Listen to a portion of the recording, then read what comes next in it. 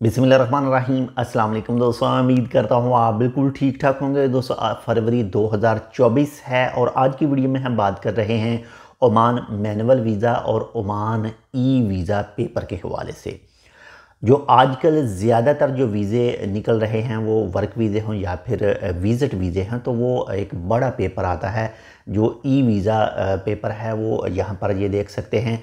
और ज़्यादातर जो आजकल यही वीज़ा जो है वो आपके पास पहुँच रहा होगा जो भी न्यू वीज़ा अप्लाई करते हैं। और बात करें अगर आज से पहले काफ़ी साल पहले की, तो तब एक छोटे पेपर पर रेड कलर का एक पेपर आता था, वो वीज़ा निकलता था।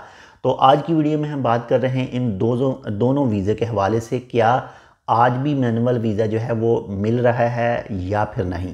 लेकिन एक छोटी सी रिक्वेस्ट है कि अगर आपने अब तक हमारा ये channel tech with Urdu subscribe नहीं किया तो आप इसको सब्सक्राइब कर सकते हैं मज़ीद ऐसी ही मालूमाती वीडियोज़ के लिए। तो अभी हाल ही में हमने एक वीज़ा अप्लाई किया है, यानी अप्लाई इस तरह से किया है कि ओमान के अंदर रहकर ही वीज़ा कन्वर्ट किया है। दूसरे स्पॉन्सर के पास जो है वो जाना है। जो वीज़ा था वो घर के ड्राइवर का वीज़ा था, तो अप्लाई किया गया ऑनलाइन, लेकिन ऑनलाइन जो वीज़ा है वो नहीं मिला है। और ये कहा गया है कि आपको मैनुअल अप्लाई करना पड़ेगा, तभी आप जो है वो छोटे पेपर वाला आपको वीज़ा मिलेगा। उसके बाद में जो है वो आप ट्रांसफ़र कर सकते हैं, सब चीज़ें जो हैं उस वक्त आप कर सकते हैं।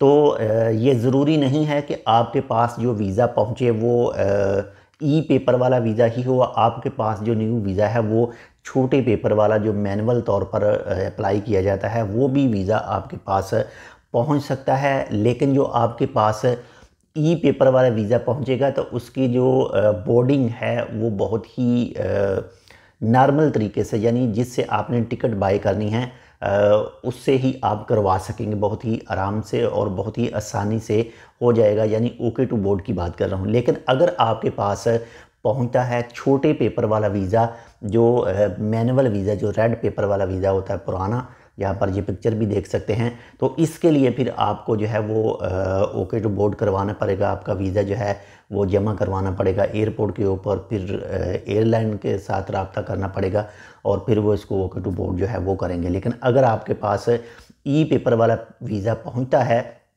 तो इस सूरत में आपने जहाँ से टिकट करवानी है वही सब कुछ ओके आपको कर देंगे, उसमें एयरपोर्ट वगैरह पर जमा करवाने की ज़रूरत नहीं होगी। बाकी जो हमने वीज़ा एक स्पॉन्सर से दूसरे स्पॉन्सर में वीज़ा ट्रांसफ़र किया है अपने एक दोस्त का, तो वैसे भी वो 2 मंथ जो है 2 महीने उसका वीज़ा जो है वो ओवर हो चुका है।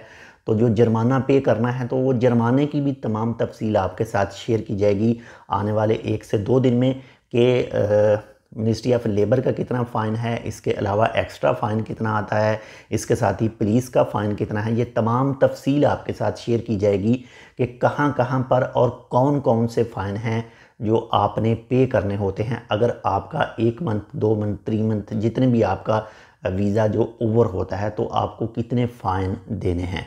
तमाम की तफसील इंशाल्लाह जल्द आपके साथ एक वीडियो में शेयर की जाएगी और बाकायदा आपको पेपर भी दिखाए जाएंगे जो फ़ाइन के हैं, जो हमने फ़ाइन पे किए थे। तो इस वीडियो को अपने दोस्तों के साथ भी शेयर कीजिएगा और हो सके तो लाइक करना बिल्कुल भी ना भूलिएगा। मिलते हैं इंशाल्लाह आपसे दूसरी अपडेट के साथ, तब तक के लिए अल्लाह हाफ़िज़।